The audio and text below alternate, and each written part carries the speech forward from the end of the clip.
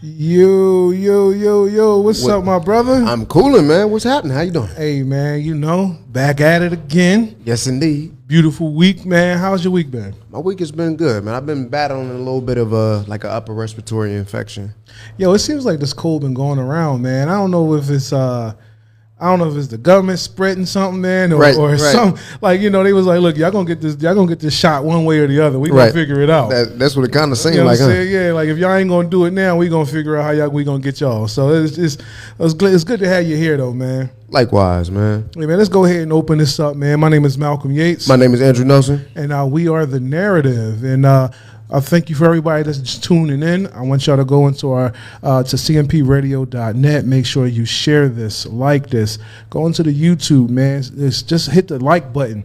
The more that you support, the more that we can bring it to you. The more that we can be out here and continues to give you guys this good narrative, this good information. Absolutely. You know what I mean? So what we thinking? It's been a while, not a while, but it's been a couple of things that's been going on this week, man, and last week. What you got on mind this week, man? I mean, I guess we'd be remiss to not discuss Monique and Club Shay Shay.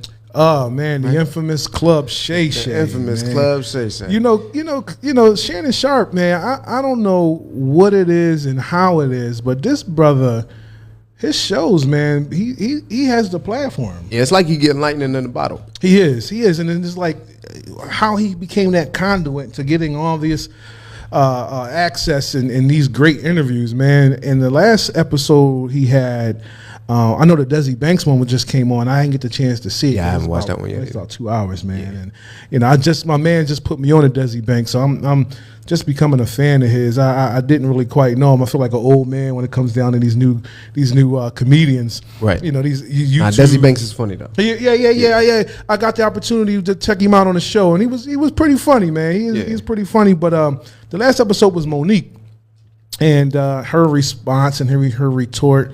About what was going on with her and her being blackballed, right, and just her overall career trajectory of the things that's been going on. And one of the things that kind of stuck out to me, man, and I always say, if there's always an issue in your life, there must be some common denominator. That's a fact, right? And listening to her stories, I always go back and say, yo, what is the MCD? Who is the most common denominator of this? And thinking about what she was saying as, being upset of, not getting the roles that she's supposed to get and, being blackballed. And I'm just thinking, like, was it her? Right. Or did people really, not really mess with her like that? Like, I really was trying to figure out, what is it about her that has people reacting a certain way? Yeah. You know what I'm saying? Right. So I get it. And like you said, the most common denominator, she's the one that's consistent in a lot of her relationships. So what I would do is I'd analyze all the relationships around her, right? So, I mean, the one that stand out to me the most is her son, right?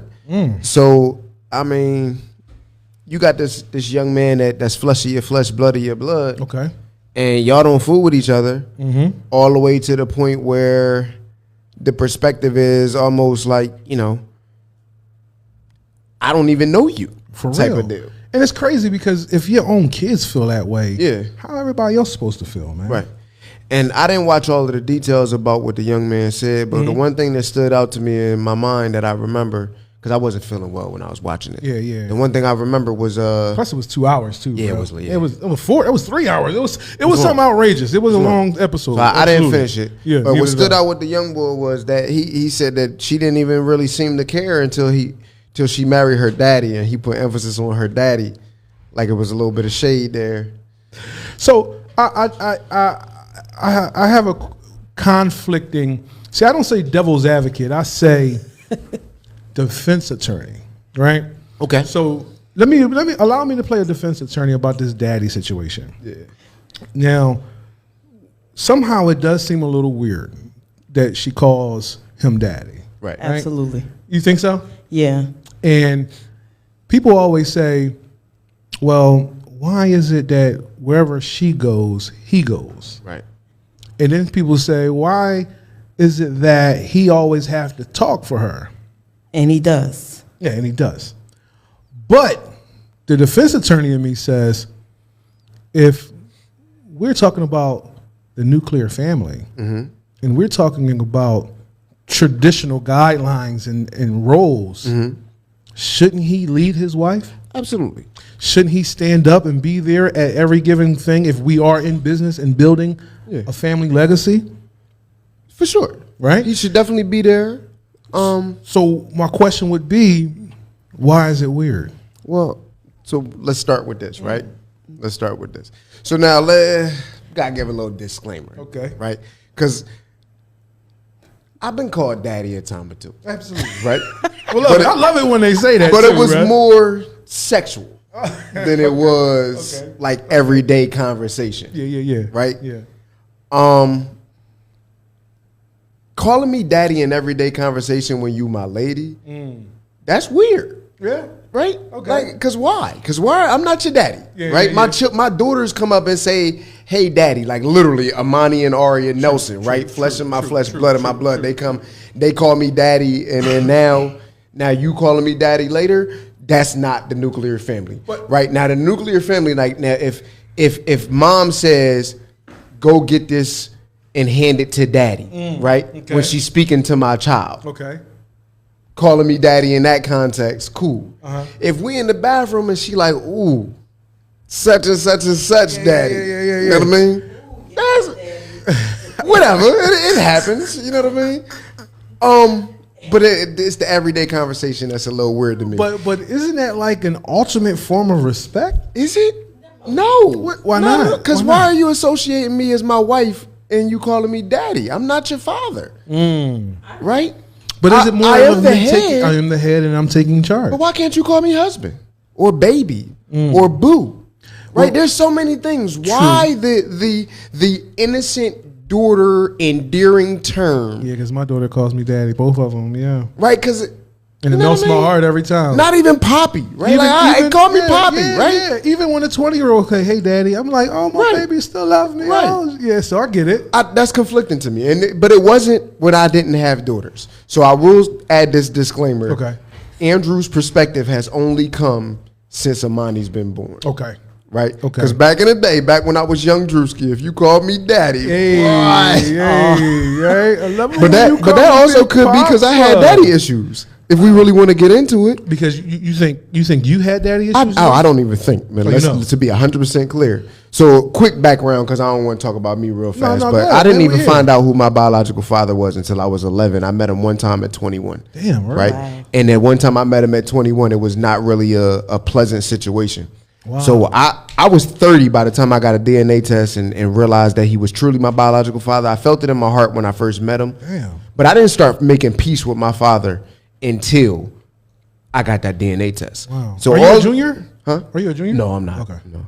I didn't start making peace with him until then, and I just started seeing humanity because I realized that that anger that I had towards him was literally anger to myself. And now I realize I am him, and I am my father all the way. Is anger towards yourself. But so I definitely had daddy issues. So I think that the fact that in some weird ass kind of way, the fact that it was turning me on and enduring to me, I think it was twisted with my own daddy issues. Wow. And I could even argue that it might be hers, but I don't want to point no fingers. You think she had father issues? I think that it might be I pretty. definitely think. You agree, Liz? Yeah, I definitely think Monique has daddy issues.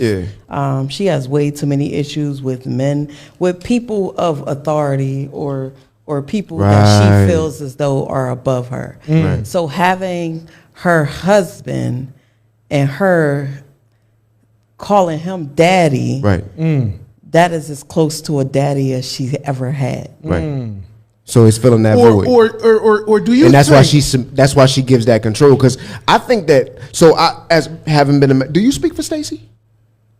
when she want me to. That's correct. Say it again. When she wants When me she to. wants you to. Now it's a big difference between, because I know Stacy. You know I know Stacy, Yes, right? absolutely. Stacy is vocal. Yeah. I've had conversations with Stacy. Yeah. I would never say that Malcolm speaks for Stacy. Now what I will say is that Malcolm has been in situations where I've seen Malcolm leading his family. Okay. Absolutely. Okay. And I think that if you spoke on behalf of your family as the spokesperson, there ain't nothing wrong with that at all. True that. I think that what I noticed with Monique's husband is Monique's husband speaks for her. Okay, I can see that. And it almost comes off as if...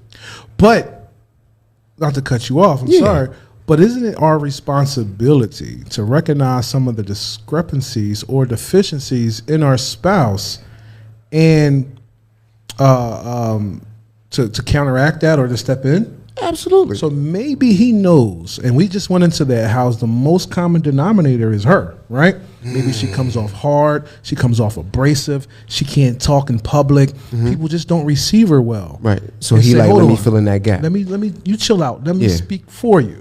I can see that. All right, so I'm a withdraw on that one. Okay. I'm a withdraw on that one. Okay. But that daddy issue, that calling him daddy, that's still daddy issue. Yeah. But because I always like to say, I always want to play defense attorney because a lot of times we like to look at things and say, no. You say, because I also think. Les said I ain't going for it. I also think, though, and this could be controversial, that some people have upset about that because they ain't being called daddy or have somebody to call daddy. Oh, well, I mean, I No. can't. No? I can't Because speak on that. if you think about it like this, right? If she needed someone to speak for her, why is she always in trouble for what she says? If he's but in that goes those to No, it. you making the point, You're though. making the That's point. the thing, though. He's in She's those always. rooms. Yeah. Oh, right. But she's the star. Is he always speaking for her, or is this a newer thing? Well, He's- I don't necessarily know behind the cameras, but it feels like he's making all the decisions behind the camera. And because she's the talent, I don't want to interview the manager. I want Monique. Yeah. And then when Monique gets on, he's probably behind camera like, you know what I'm saying? Yeah. Don't say that. I don't know.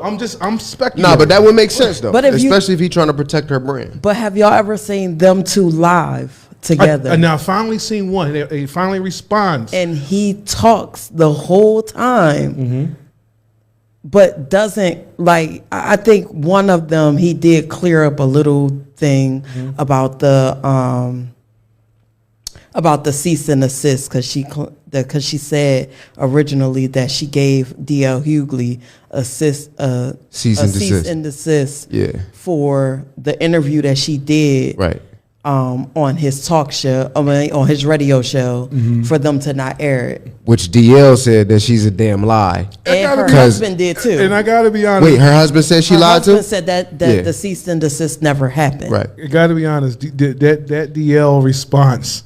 Yo. He said, He said, how you go to the gym, And working out all the wait. time and still gaining He weight, said, only crunches you do is have it capping in front of Bro, DL is yo. hilarious. Yo, he's hilarious. Yo, If y'all catch that clip, catch it, man. Yo, and that- then inbox him and ask him where the hell his Absolutely. stash is at. Because that was absolutely. killing. But then she went into, the whole gatekeeping thing, right? Yeah. On how she needed something from Oprah, she needed something from Tyler Perry, she needed something from Kevin, and they quite didn't respond the way she would like them to, even to the point where Tyler Perry blackballed her. So they say, right? Right. And I forgot what clip it was when somebody asked Tyler, "Are you maliciously blackballing?"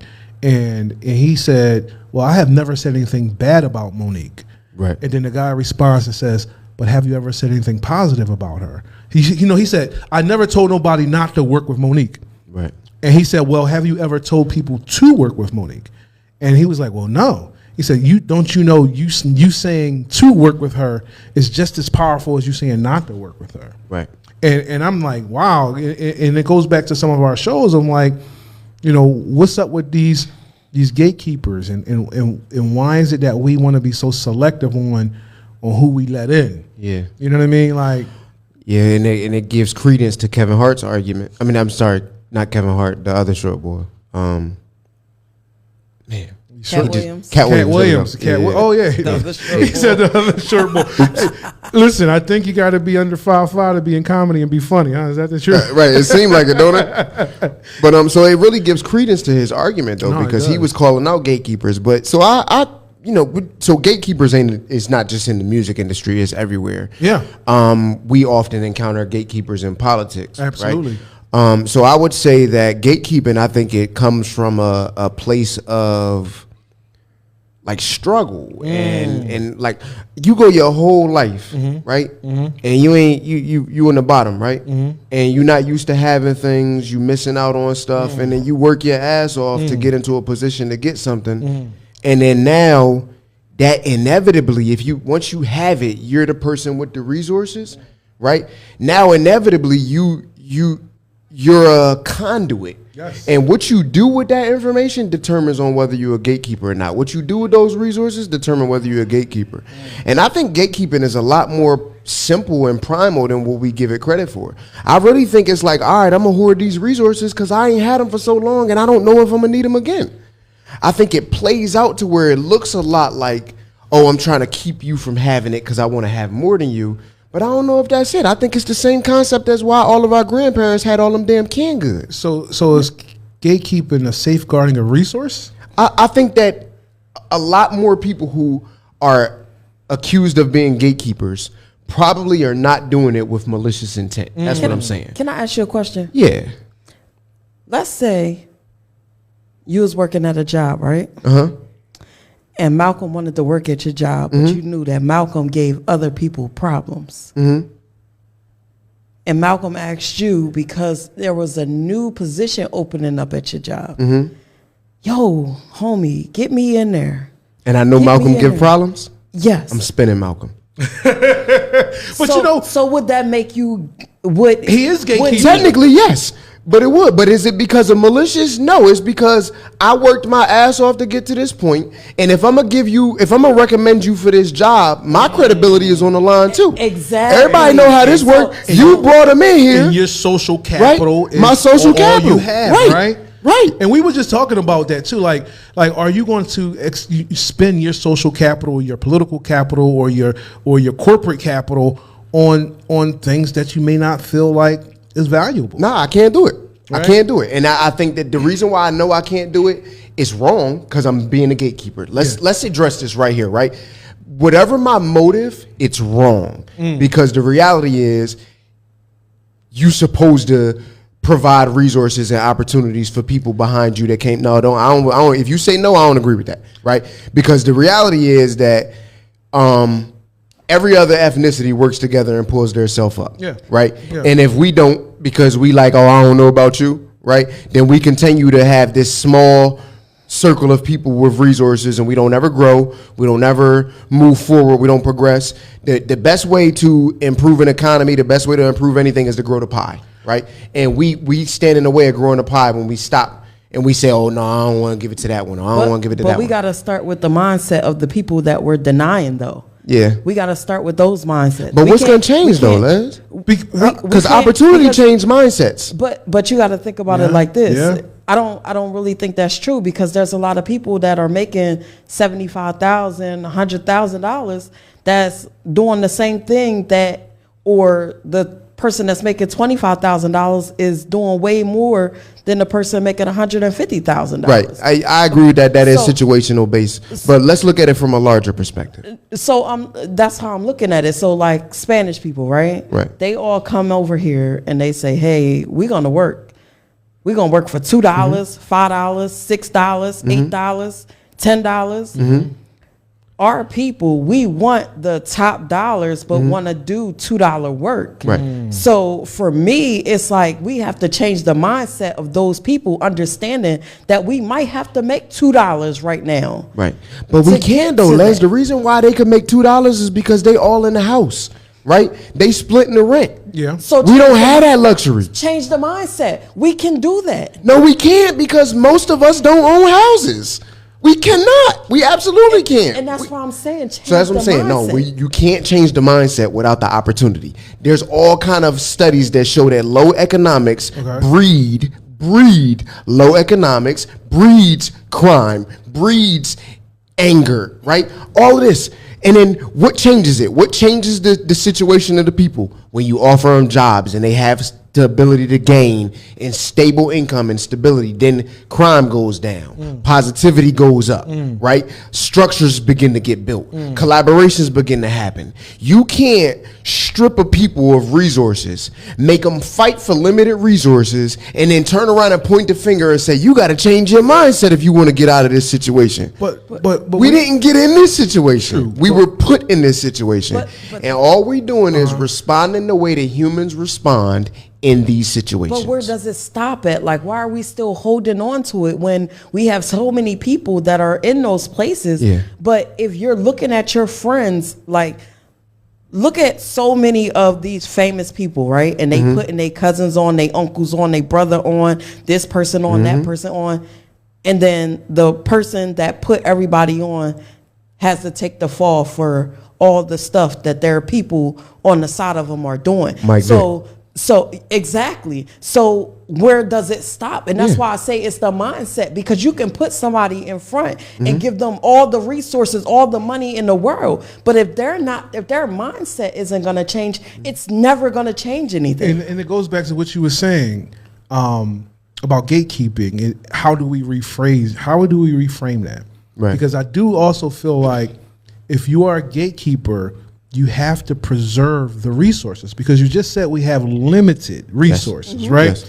And if, as a gatekeeper or the one that oversees or have the limited access to it, however you want to frame it, knowing that you're going to come in and either pillage or destroy the limited resources to it, I have to have enough wherewithal to know, all right, hold on, maybe I can't let you in this far. There we go. Right. But there's something I can find for you. Yeah, something so when you're saying as far as spending your political capital or your social capital or your corporate capital on folks that you know will come in and destroy it, I don't think that sometimes we gotta think about it as, no, he's protecting the resources, because if I allow you to come into this section of whatever we got going on and you come and destroy it, then the opportunities that we have or the chances that was there are now either further limited or gone. Yeah. But what if somebody judged you as 19 or 20-year-old Malcolm and then X'd you out of the gate because of how you was at 19 or 20-year-old Malcolm? Now you never get the chance to become older grown Malcolm who is now in this situation. So I agree with you that I think that we got to do that, and Leslie is right. So I want to blend all of this in together. We do got to change the mindset, but maybe we got to change the mindset of the gatekeepers to become collaborative and strategic. Right, but also because I don't think there's anything wrong with saying like, "Yo, this is not a good fit for you." Because brother. That's why we go to school and study and be subject matter experts, so we can be that lead person at the table of this topic, right? And then you can recruit people to come in that's in the same mindset or in the same that want to do the same thing. But also it has to be changed to the people who's looking for it as well. Because I can't just be given something because I know you. Right. I can't just be wanting to do this because I asked for it. Right. You got to do some of the work. And I think a lot of times the people that we're looking to do or looking to get in the gate is not doing the work. Right. So then this is a great transition to move into our next part then, right? Because now this Lisa, go ahead. I want to say one more thing about that. People can't judge you for the 19-year-old you at 38 if you're not still giving them if you're not still acting or making them think that you still are the 19-year-old. But I might be if you gatekeeped me out at 19. I might be stuck in this vicious cycle now because I didn't have the opportunity to pull me out of it, right? So now here I am in this cycle of poverty and struggle and hurt and pain because I lack opportunities. But do you blame that one time from stopping you from going ahead and maybe trying to figure out, how to improve yourself and increase your knowledge or get further education? It's like if that one time you went up there and they said no, does that just make you go to a downward spiral of just ending life? Does it make me go to that? Not you, but just overall. No, but do we know in America? Yes, it could. But right? where's your tenacity at? Where's your rebounding at? Where's your Where's your grit? I agree. Yeah, where's your grit? Because but you know where it's at. We told no a lot. It probably don't exist because you've been beat down your whole life, and the very existence in of itself is grit. So then how do I now expect you to go and dig even more deep when you already using all of your resources to survive, but I want you to spend up some more energy, some more ingenuity, some more positivity, and then not just survive, but I want you to build something from nothing and flourish. Right? All while your environment around you is still being raped and pillaged from resources. And so I think that both can be said, right? Yeah. We have a responsibility, but also we got to change the system to be able to be more conducive to that, right? But so what does it come down to? Because like you said, you could hire all of your homies in there, right? Or hire all of your people, but then maybe they bring you down. 'Cause like I said, but then that everybody means that can't you just come. wasn't selective. And I We agree. have to be. Everybody can't come. Everybody can't so come. you could be a gatekeeper and make sure that you pulling people up, but Yeah. you could also say like, listen, this is not a good fit for you. I'm gonna pull you here. Like, nah, I'm dog, pull you can't there. come in this joint because I Right? know how you gonna act. Yeah. Right. But is that wrong? No, but people feel like it is because we gotta, as a gatekeeper of the resources of the person who, I mean, if you're the person that actually went out to gather, and bring back, you gotta be able to learn how to preserve it, protect it, and then also be able to provide it for others. And if I keep letting, let's just say, bacteria into this yard, how good am I, or what good am I doing by just giving you a one-shot stop? You know what I mean? Just a one stop at this. So we gotta continuously be there so I can bring somebody else on who can gatekeep and bring other people in and train, and then bring somebody else in and bring somebody else in. But the minute that we open the door for everybody, you know, they already say, niggas gonna tear shit up. Right. Yeah. But that doesn't translate, because look at affirmative action programs and look at DE, which is now grown into or matured into diversity, equity, and inclusion. Right. I think that was the exact example of what we talking about. Absolutely. Putting a system in place to where we can ensure that the opportunities are available, right? Okay. And that's the key thing, because that's where I'm not going to bend on that. We can't change the mindset until we have opportunities. To expect the mindset to change without opportunities is the same thing of expecting a kid who grew up in the closet, right? You in the closet your whole life. You don't have no outside experiences, and then get them to go outside and become a social butterfly, right? How? You think that they could drum that up in their mind? That's not a mindset thing, No, right? no. This is literally I have never been given the opportunity to socialize, so I don't know how to do this, right?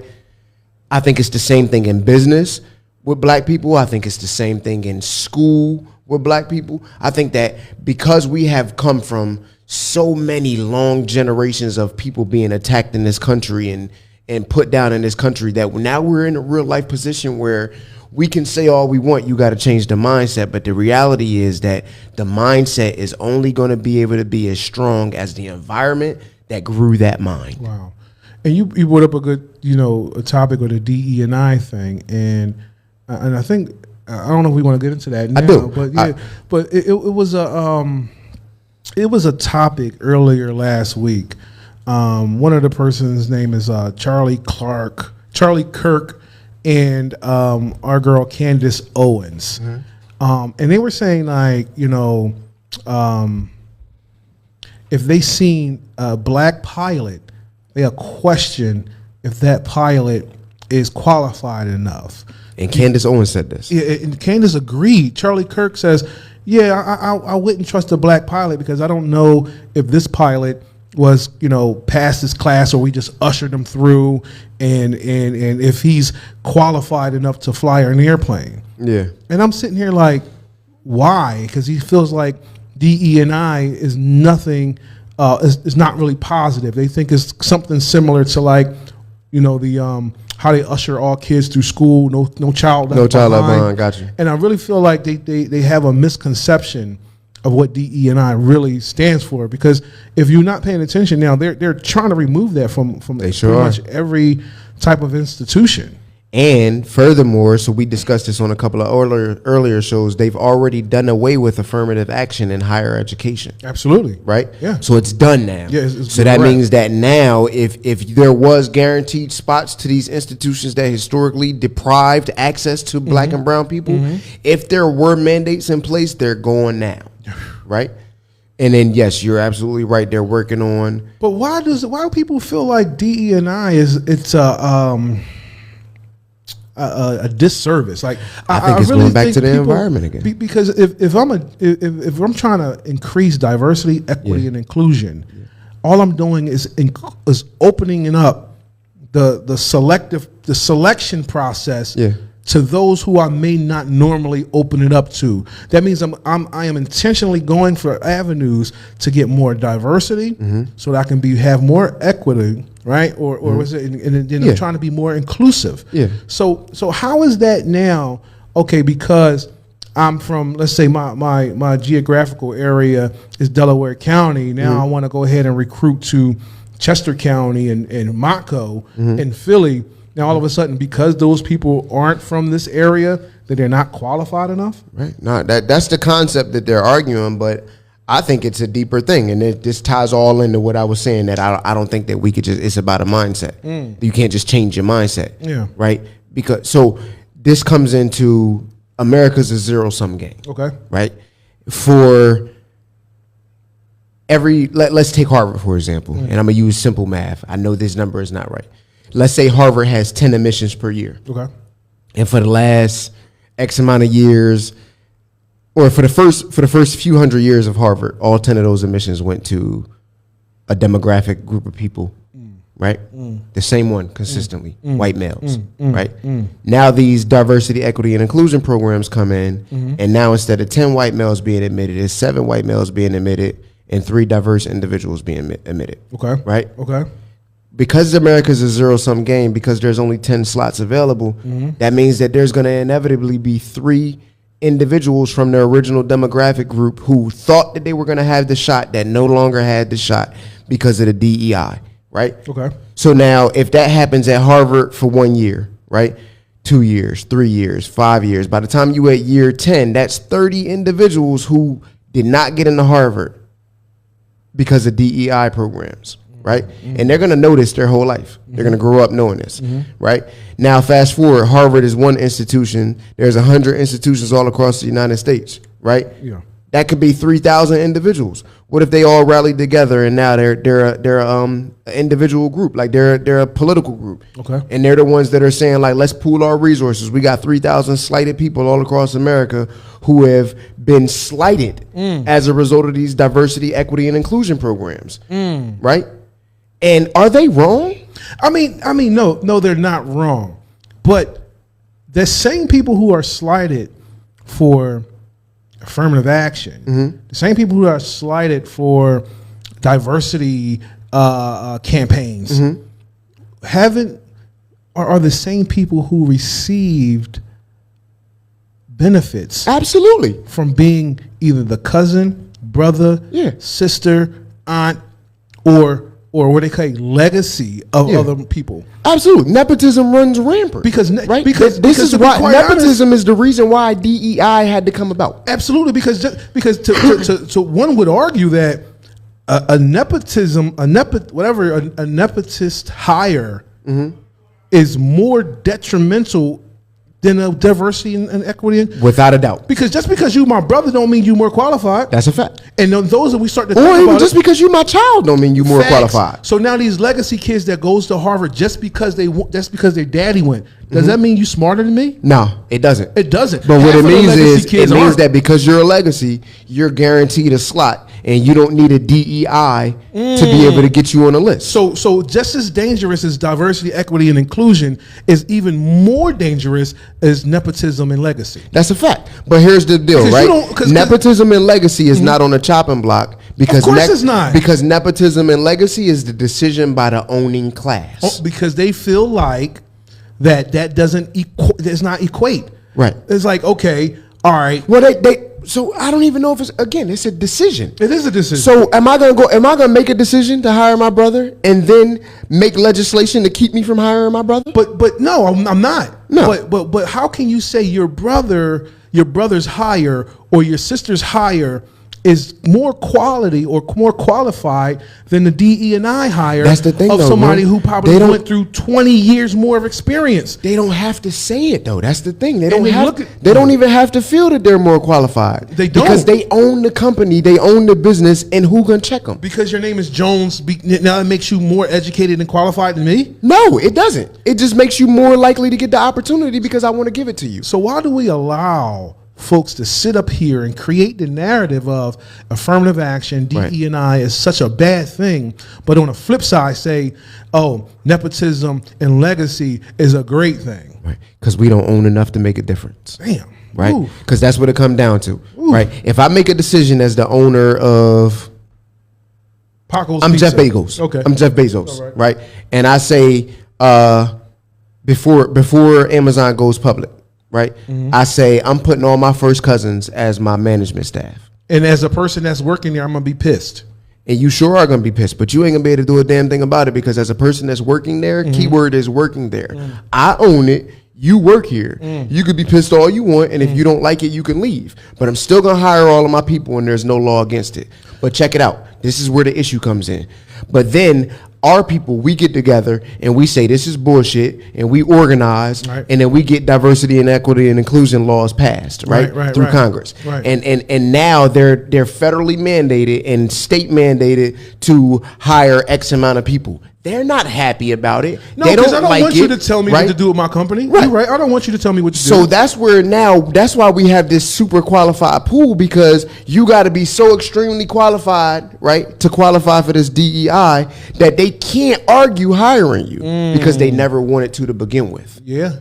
And then so now, why do we allow this narrative to be pushed that Why are we less than? Why we're is less my than? hire The reason less why than? we're less than is because DEI hires have been so wildly successful that people, the other side, the 3,000 that we talked about earlier that got slighted, right? They're the ones that's pushing this narrative now on a collective scale that we're less than, because that's what they believe. Yeah. They believe now. Then why do they believe that? And this comes down to history, because socialization for so many years have told them that they're better than black and brown people. Wow. So why would they not So believe they have it? a historic belief, like it's just institutional inside It's of them. institutional. Because Right. of the complexion that they are. Right.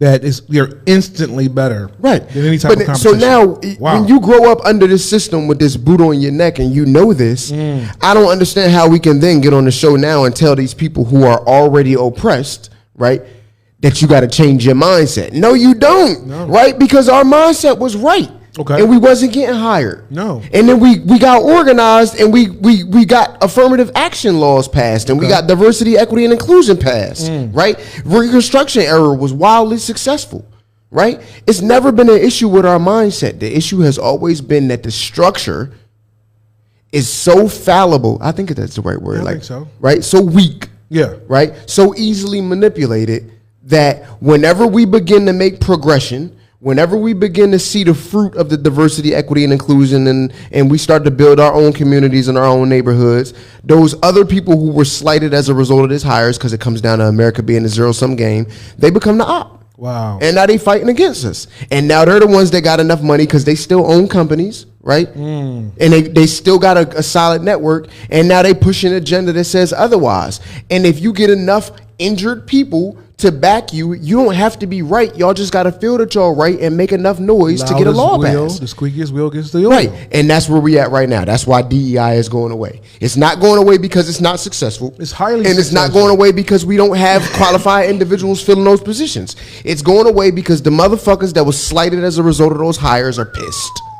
Wow. And that's a period. No, you're right. And Stacey says that the goalpost will forever move. Forever move. And that goalpost will always be moved. But it's just a sad situation that we have to continue to lobby and advocate for laws. We have to stop something from happening. Right. And here we are still years into the game begging somebody to not do something for us. because we don't have our own. What? But yeah. We gonna always have to beg somebody else until we have our own. Right? And that's what it come down to.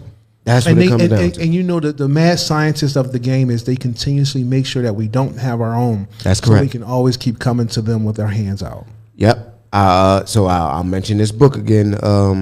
What was it, Dr. Claude, where he did the Powernomics. Yeah. Powernomics. Inside of Powernomics, right, it shows that the percentage, and I'm gonna use percentage and not dollars. Okay. Right. The percentage of black wealth at the last day of slavery is the same as the percentages of black wealth today. Yo, that's right. outrageous. And the reason why it appears as if we got so many more black millionaires and billionaires is because the pot has gotten bigger. Oh, yeah, 'cause there's more right? population. So There's more 10% of 100 is $10, but 10% of a million, right, is 100,000. So there's $100,000 in the pot to spread around. So now there's 100,000 new millionaires. Yeah. But our collective ownership of the overall wealth has not changed.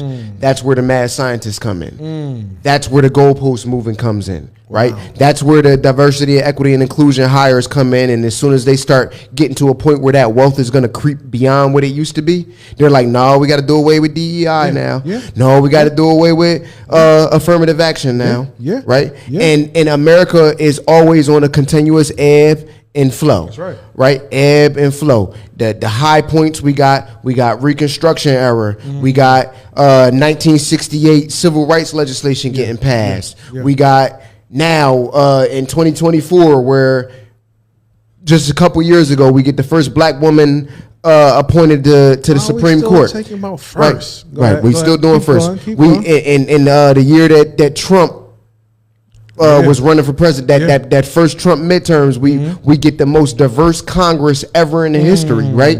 So these are all proof. This is all proof that DEI programs, it works.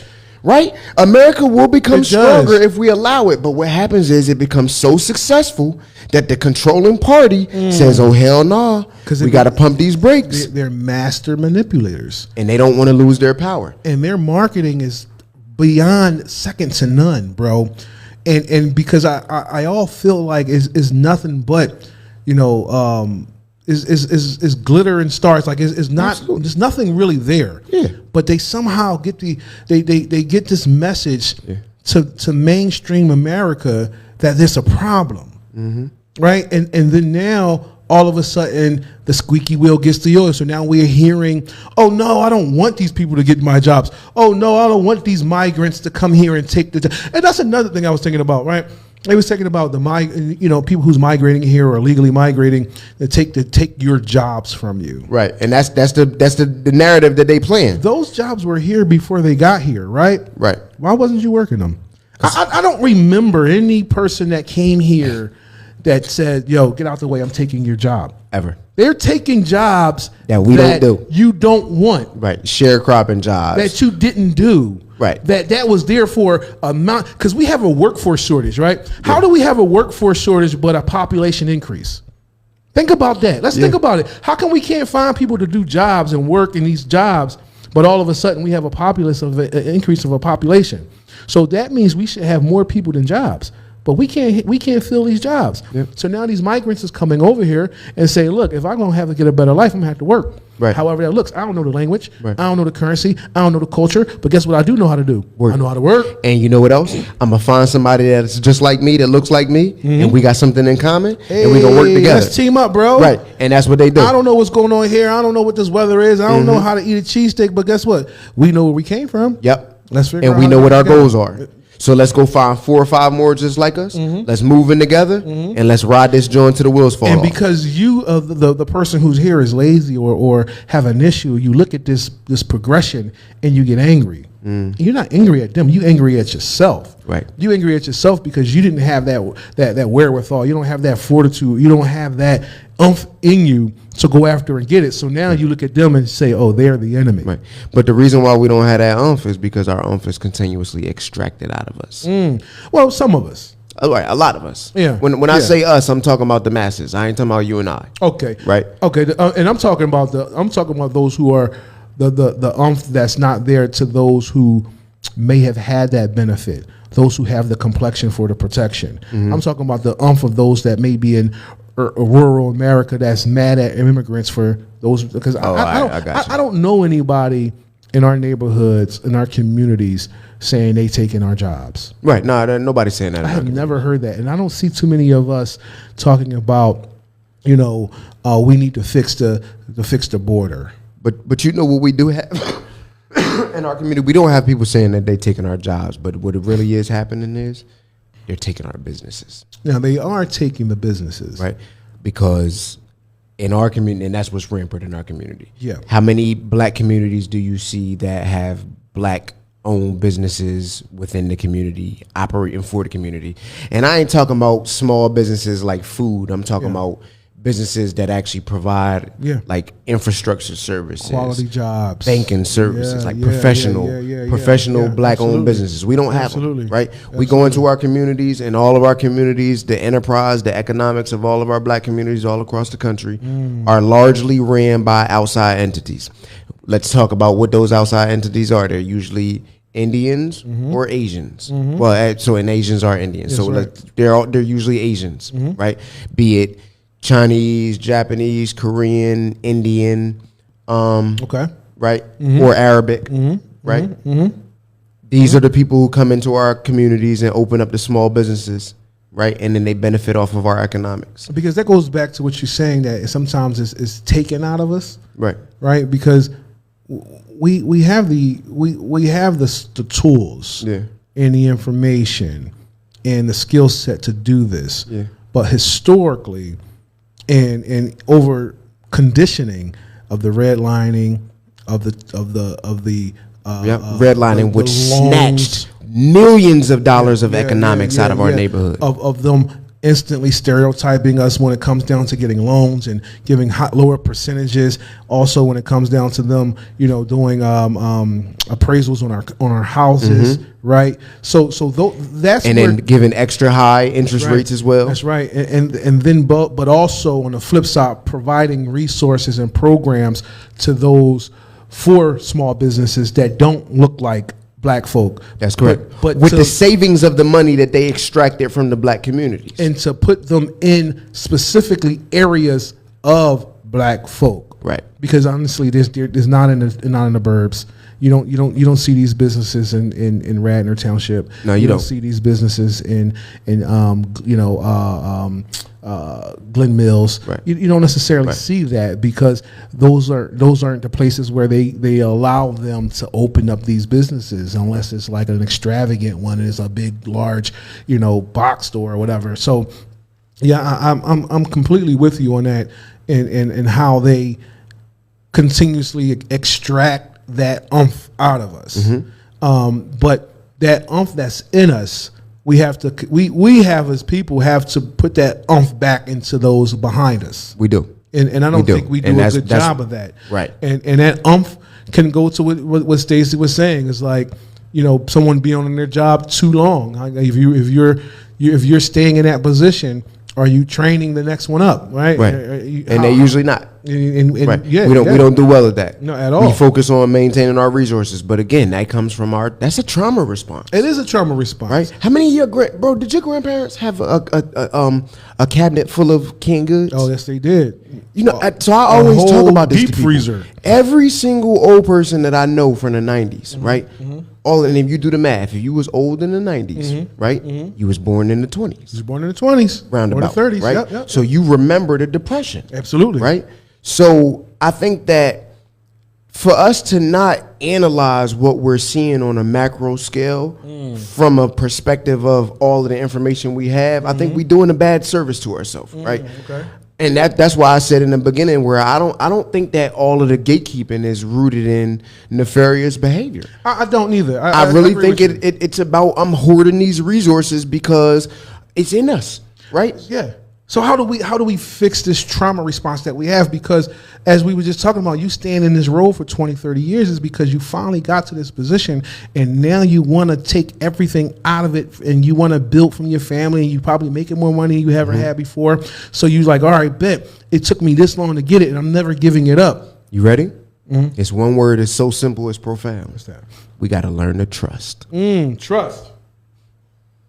Somebody got to make the first step. You're right. That's the reality of it. You gotta be and I had this conversation earlier, and we was talking about legacies, right? And it was like, what you want your legacy to be?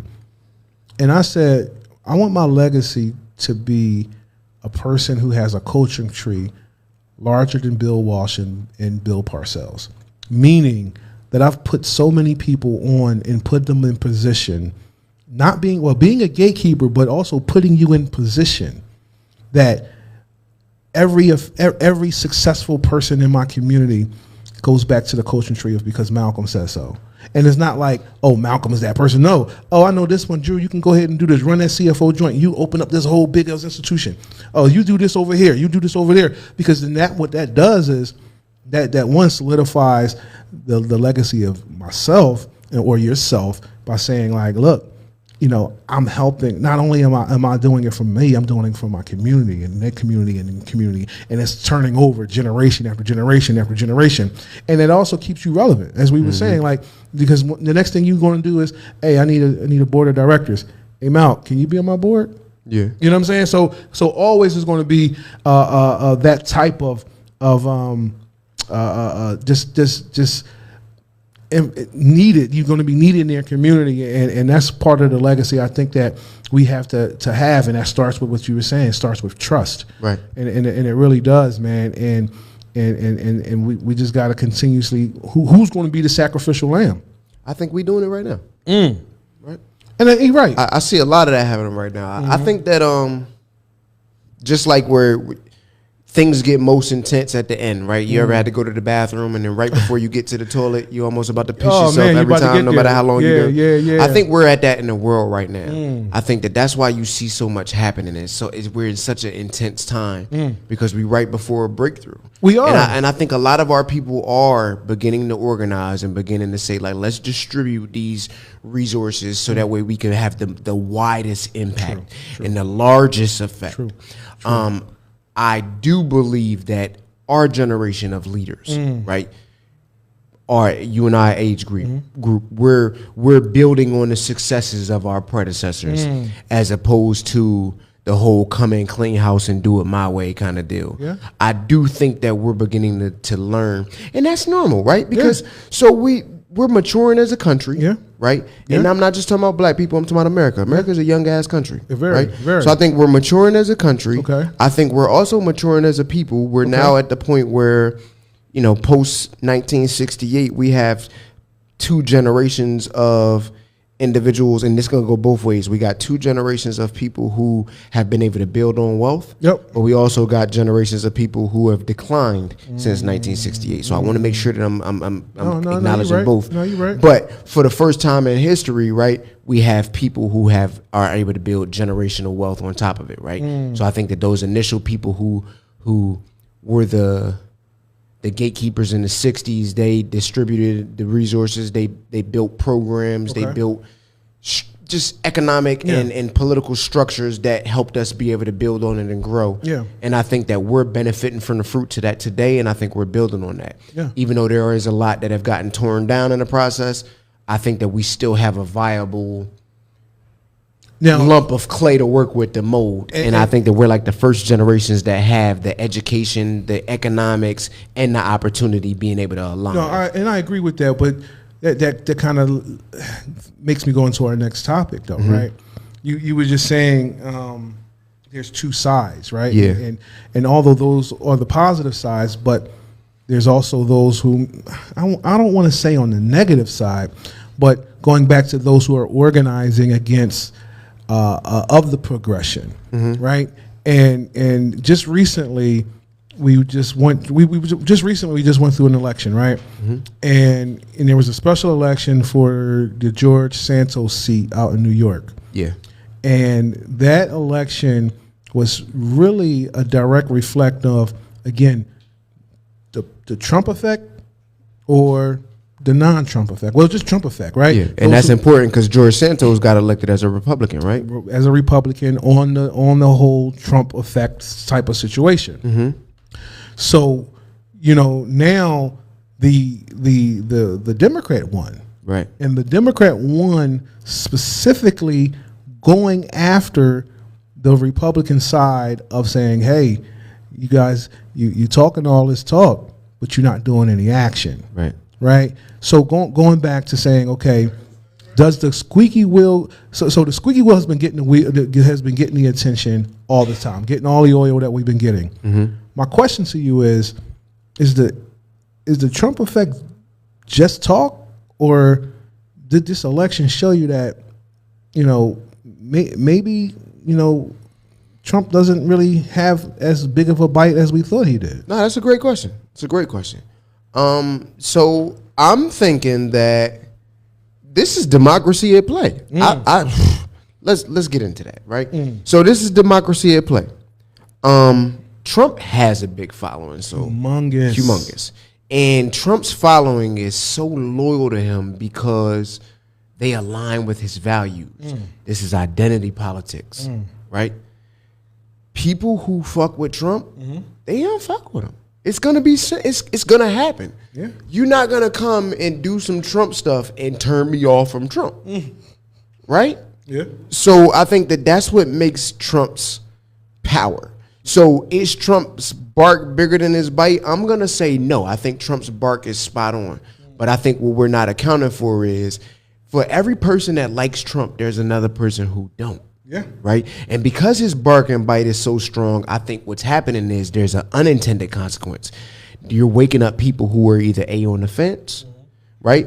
Or B, the ones who are like, nah, I can't have this stand. He's growing in power.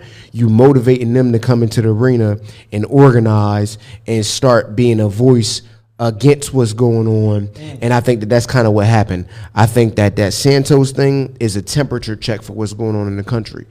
Yes, there are going to be a bunch of people that are going to still continuously support Trump, but there's also going to be a bunch of people who's going to come out and they're going to stand in opposition to Trump, and I think that that's what we saw with that seat. So I see it in two facets, right? I see the Trump effect in two things, right? I see it is a movement. Let's just be clear. Anytime that you have someone who did 4 years, lost 4 years, and try to come back 4 years later, it's clearly a movement, right?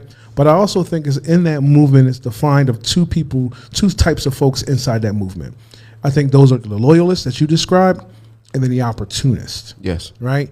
And the opportunists is the ones that's just riding the wave, trying to do whatever they're trying to get the things out of it, and they'll bend with the fold just because it's going to be beneficial to them. Did you say his name was George Santos? That was the Santos, right? Yeah. And I think a lot of those folks that's the loudest ones are the ones that's trying to capitalize off of it the most. Yeah. And it's unfortunate that the loyalists, however they believe in whatever they believe into them is, they don't see they're blinded by their loyalty. Right. And for whatever reasons is rightfully so to them, whatever it is. I mean, because that's the way Republicans are with politics, right? They vote like they're disciplined, right? Absolutely. And I think those who are the opportunists are driving this to the point where they're trying to benefit off of it, but also they're starting to see the writings on the wall.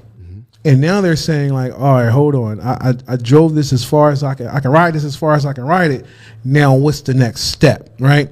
And then I think the other ones who was asleep the whole time started to see this, and they're like, hold on, man. I'm no longer going to either go with the flow or just allow it to happen. Let me stand up and see this. So, and I think that that's what's making his bark or his bite less impactful. I don't think that his bite is not strong. I just think so. Maybe those people are becoming gauze. Yeah, that's and I believe that however you feel about Biden, Trump still is not going to win. And I don't say that as a Democrat. I don't say that as a Joe Biden person. I say that to see when people get behind that voting booth, their decisions change completely, right? And it's starting. And I don't know if this is just a swath of an example here in New York of him taking and flipping that seat, but it kind of showed me that people will talk shit outside, but when it really matters, they'll change their mind. Right. Because that even happened with the election in 2020. People were talking mad stuff about how they want Trump to win, but still over how Biden won over a couple million votes, right? So I don't know if that's going to continue as far as people's supporting the other side. But what I do know is a lose-lose. Right. What I am wholeheartedly on whoever wins, whether the Republican side win or the Democrat side win, socially, culturally, and down here on the grass, we're all going to lose. I agree with that. We're all going to lose. We're on the same page there. And that's the scary part, because how do we counteract that, right? And no matter what happens, someone is going to be there to try to to expose what's going on. And what I mean by exposing what's going on is in the comments, we're talking about the district attorney. Oh, Fanni. Yeah. And what people don't realize is the reason why she's on trial is because of what? She's trying number 45 for the insurrection. Yep. Tried. Yeah. She did it, right? No, they're on trial right now. So I read something about a $350 million fine. Oh. As a result of it. Now, or something like what else? We might be getting confused because Homeboy is getting he's in court all over. No, you're right. So I thought it was New York, but no, because he had to pay back the chick. Right, that was the $35 million. Yeah, he had to pay back something crazy to the lady that he that he harassed, right? And now he's on trial, I think, in Georgia for the insurrection. That's the Fannie Lewis one, and then it was just one that another. I'm so confused on how many court cases that it is, because if it was anybody else, we wouldn't even have a conversation of him getting the job of a dog catcher of how many open cases there is. But here we are talking about him getting it for president. Yeah. But what I wanted to talk about with Fanni was, if you take a look at the case and you take a look at her being on a stand, there's a public perception that the way that she's presenting herself is in a negative light. And I kind of wanted to get your your personal views on this, of how do you feel she is representing herself? What is she doing? And I want to bring that to Leslie as well as our resident black woman in the case. Yeah. Is she the angry black woman, or what is she really projecting? So I didn't get that, right? So I watched it. Now I want to start off by saying that I ain't gonna slander no black woman, right? So off the rip, there's that. Okay, that's it. That's that. So there's that premise. Now, what I saw was a woman who appeared to be frustrated, naturally so, right? Because the nature of the investigation that she's having, probably from her perspective, actually obviously from her perspective, felt politically motivated. Absolutely, right? It is. So I'm the damn DA. How dare you? Yeah, and you want to drag my personal stuff in here, right? And try to discredit me because of the job that I'm doing. So is she wrong for smutting the bull that she on she working with? Is it her boss? No, it's not. Does he work for her? No. Was they work together? From what I understood, he's a special prosecutor, right? So they work together. She's the DA. Right. He's going to report the findings of his special prosecution, right? Something like that. But it's more about findings. This is not an operational. It's not an ADA. Right. Right. He doesn't work directly for her. No. He's he's hired help doing a job that he's going to then report back. Yes. Right. Yes. So that would be the same thing as if I decide, like, if I'm Andrew, I'm single, I can't smash my realtor? I don't think, because she's providing an appraisal. I don't think for there's me? A problem with it. Where's the conflict of interest? Because I wanted, because so now I'm getting an appraisal report, right?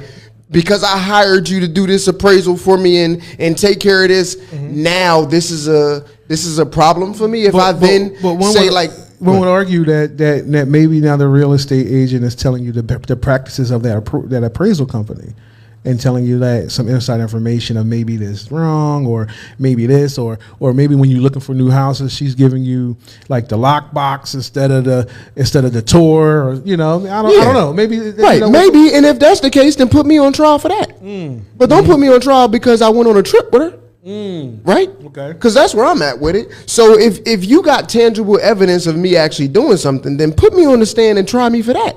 Ask me about that. Ask me and say, isn't it true that you had an inappropriate relationship with this realtor and she was giving you inside information and access to houses and stuff like that? Ask me those questions on the stand and let me respond to that. But if the only thing you asking me is, isn't it true that you had a relationship with your realtor? Oh, yes. Yes, I did. And didn't they come over to your house Well, not in 2019. Or 2020, right? Or 2020 or 2021. Yeah. But in 2022, yeah, after we closed on the house and all of that, yeah. But so, and why is that an issue?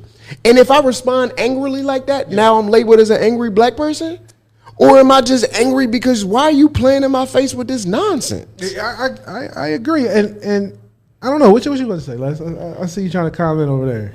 I just was going to say, I mean, I understand where you're coming from, but you know, the minute that a black woman has any type of irritants or attitude, it's automatically said that she's an angry black woman. But that's a problem, because all that is creating a scenario where now black women can't express themselves. Exactly. Hold on. Well, Stacey says getting money from the county is the problem, and he got it from sleeping with her. Did he get it from sleeping with her, or did he get it because he was a great attorney and he happened to be dapper and debonair and had a swag enough to bag a district attorney? No, he probably...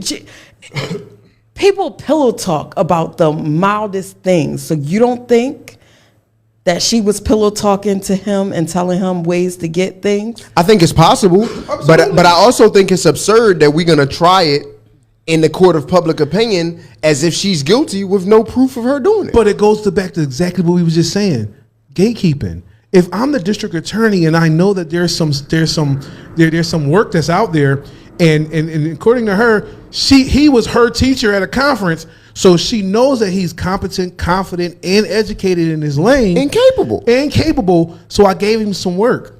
What's wrong with that? Now them happen to smash in there. So how did they get caught?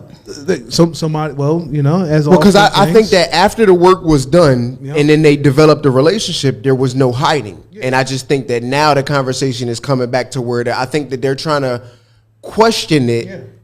Because just to slander her. Because it's opposition research, and everybody knows, and she's going after the most powerful man in the nation. So if I could get you talking about her and discredit her, then now anything that comes as a result of that report is now also discredited as well. But what's funny is we're discrediting a woman for having a mature, mutual, and consenting relationship with a man while they're trying a guy who just was charged for sexual assault, for a guy who was just charged for giving bribe hush money. Right. And do you see the contradiction of this? She's trying somebody of real actual crimes, right? Yeah. And we spending time dragging her through the mud off of some what ifs. Well, what if they was pillow talking? But what if they was? But were they? Go back to the mad scientist master manipulation that's going on. How we're sitting here dragging this man and this woman for having a consenting relationship because they just work together. Right. How loosely work together. Work husbands and loosely, work wives. Because he's a special investigator. He got his own thing. Just because we got the same title don't mean we do the same work. But a key carrier can't mess with a subordinate.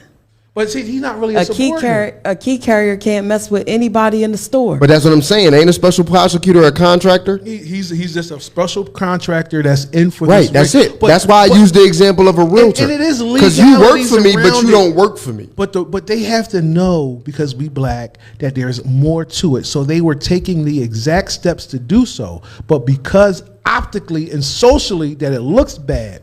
Just because we two male men don't mean we can't, two male man, male woman, that means we can't have a relationship. What are we doing? Switching male? No, it's just the simple fact that we are in the same classifications.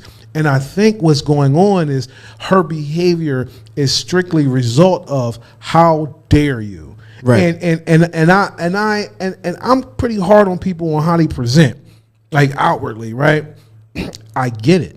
If I'm the top cop, district attorney, how dare you come to me with this? How dare you go into my personal records and ask me about cash? If I'm a lawyer and I'm a top lawyer, making $600,000, $700,000 is on the norm. Right. Like that's regular, right? So why wouldn't I have $10,000, $15,000 worth of cash on you if that's what you make? Right. So I'm looking at it as like, how dare we as a society look at her as doing something wrong when she is physically, literally right now working on trying someone who did an insurrection, who just got found guilty to pay $50 million in money or $35 million in money for sexual assault, who's on trial right now for giving the porn star hush money. Right. But we're going to erase all that to say, yeah, look at them two Jones. They were smashing because they lawyers.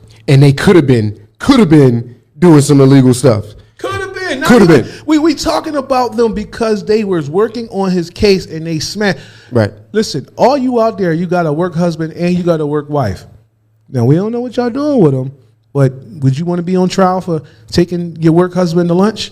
Right. Do you want to be on trial for taking your work wife to get some water ice? Right. When you know that the only reason they trying to do that, the only reason they trying to put you on trial for taking her to lunch and the water ice is because that report that you produced is damning to somebody else. It's damaging to the company. So they want to now discredit you to make you look bad so that you can reject the report. So let's put it into plain terms. You made a complaint to your boss about the organization. Yeah. And you put it in a report about this organization and their malpractices and their malfeasance, right? Yeah. So now the responses from that organization, from HR, for whoever else, is to say, oh, we seen that time during the company picnic, you two sat in line together. Mm-hmm. And now they're going through all this. Oh, we see here on your instant messenger, you two guys were talking and having a conversation that wasn't work related. And now they're putting all this on you and you ain't even do nothing. Now we're ignoring the entire report that was going on. Right. So what my thoughts is, Fanni, yeah, I can see how, people feel like she was being angry and stuff like that. But my response to that is, well, she Wouldn't has you every be? right, baby. Right. Right. And I don't think it has nothing to do with her being an angry black woman. Yeah. It just has everything to do with a black woman who was made angry. And Stacey, they say he was, he is married but separated. Right. So yeah, but they also said that his marriage is not the topic of the discussion. So obviously they never brought him up on the stand to talk about his marriage because that wasn't significant enough for this case. Right. So again, two consenting adults. And even if he is married, why does that take precedent over the president who did an insurrection, hush money, sexual assault? A narrative is being painted. Ooh, see, we got to stop falling for the carrot on the stick, man. We get the okie doke real quick and get distracted. See, this is a distraction tactic, and we are being very, very easily distracted. We're falling into the trap. And I think that we need to be, we got to step back and say, why are they doing this? And she gave us all the information. She gave us all the entertainment that we needed, unfortunately. Right, so she gave us the response that they're looking for. She gave them the angry black woman narrative that they're looking for, and it's unfortunate now that she's forever going to have this stain on her because it's never going to go anywhere. I think we could take care of that. Yeah, I think if we decide to say nah, we disagree, then that stain to go away. We do got to do that. Yeah, we got to stand up a lot of times and be like, yo. Nah, with no Fanni slander will be tolerated. Nah, that's where we got to be at. We fannied out. Right.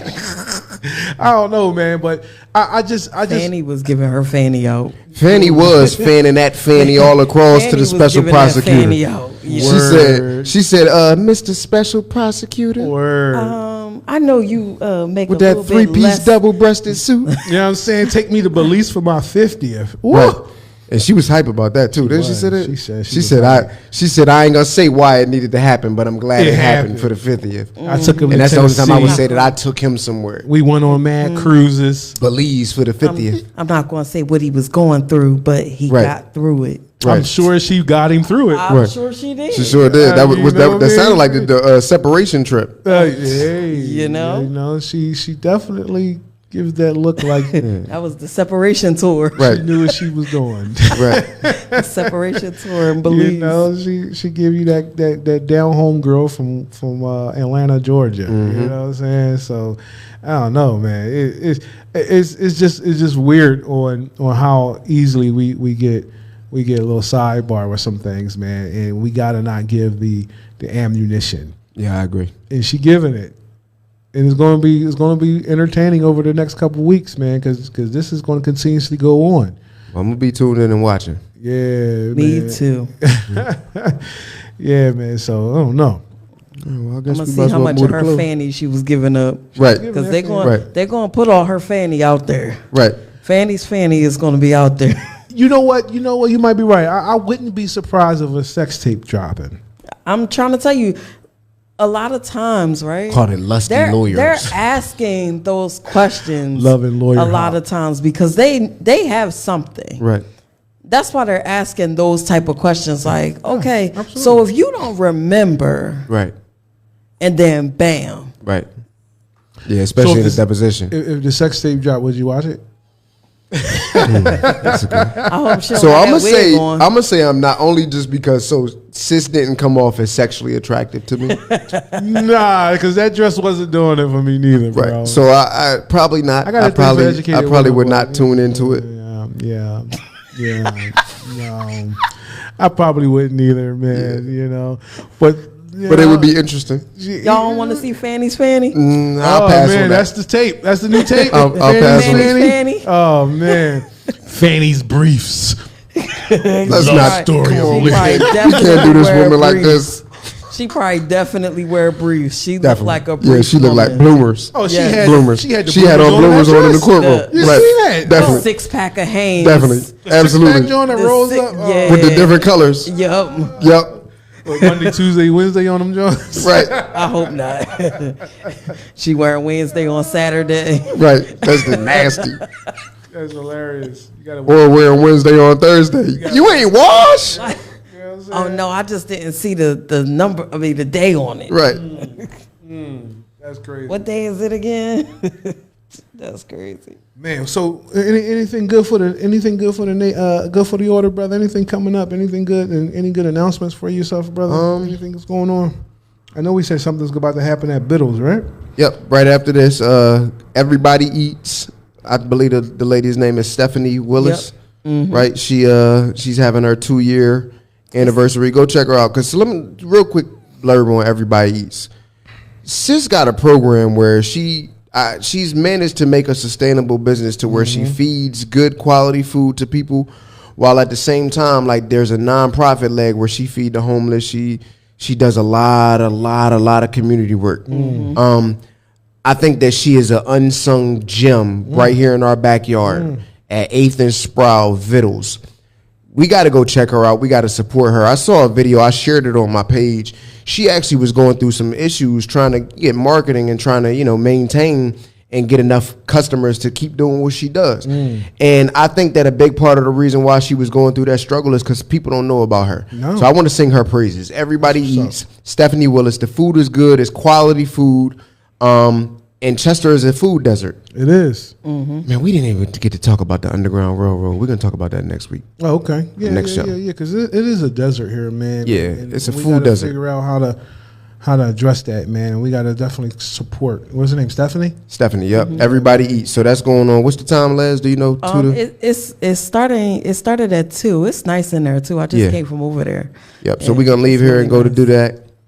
Yeah, absolutely. Gonna go get some support, man. Go They ahead. got and get some Yes grub. God up in there. I think Johnny May is doing the The hosting. the hosting. Yeah. Plugging all them over there behind the counter. Word. Yeah, it's Okay, definitely. I got my Chester orange on. I man, like you know, seeing got that my- though. got Like my- I like you know, seeing got a my whole Clipper bunch of colors different on. people collabing to help each other. Like it's no reason why everybody in Chester can't help each other. I That's agree. what it's 100%. about. I always say, why recreate the wheel when we can just add better rubber to the top? That's all we got to do. Absolutely. That's it, man. Throw some spokes in there and make That's it stronger. right, man. You know what I mean? Put that Right. Pirelli on that, man. Yeah. Let's continuously just build and help one another, man. Because if you win, I win. If I win, we win. Yep. Right. You know what I'm saying? And the only way. we got to keep doing it and support one another because as we don't, who will? And let's not forget about the local politics where we got to organize and get some stuff done. This is an election year. That's right. So this Tuesday coming up, there's a party meeting. It's going to be, the address is 29 East 5th Street, Okay. first floor. If you're a registered Democrat, come on out to the meeting Word. and let's work towards changing our city. Word. Right. Word. Word. Word. On the agenda for the next year is we need to establish what we need, and we talked about this the last show. I'm gonna talk about it every show. We need to establish as a city what we need, what we want to see happen, and then we need to sort it based on stuff that's gonna take place at the state level, stuff that's gonna take place at the city level, stuff that's gonna take place at the federal level, and we need to start holding these politicians accountable to match our platform. And we need to be giving our vote to the politicians that are going to be closely aligned with our platform. So where does that work start at? This Tuesday. This Tuesday. 6 p.m. This Tuesday. 29 East 5th Street. Come on out to the committee meeting.